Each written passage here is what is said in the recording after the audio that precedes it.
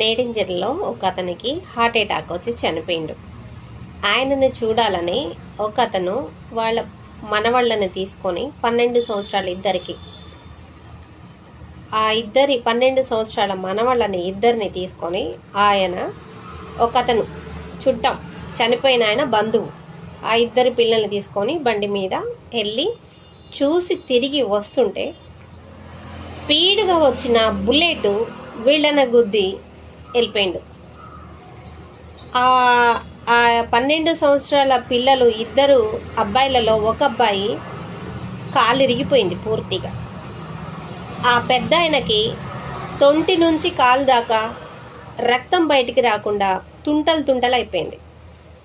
150 రాడ్లో 200 రాడ్లో వేసి ఆ కాలుని సెట్ చేశారు. 6 నెలల దాకా మంచం దిగకుండా ఉండాలి. చూడండి, 6 నెలల దాకా మంచం దిగకుండా ఆయనకు సేవ చేయాలి.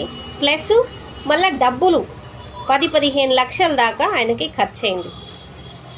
అందుకని దేవుణ్ణి మనం అంటు పెట్టుకొని ఉంటే మనల్ని దేవుడు అంటు పెట్టుకొని ఉంటాడు. మన వల్ల మనం బ్రతకలేమండి, మనల్ని కాపాడుకోలేము. దేవుడు వలనే మనం అనుక్షణం క్షేమంగా ఉంటాం. ఎప్పుడు దేవుడితో మీరుండండి, మీతో దేవుడు.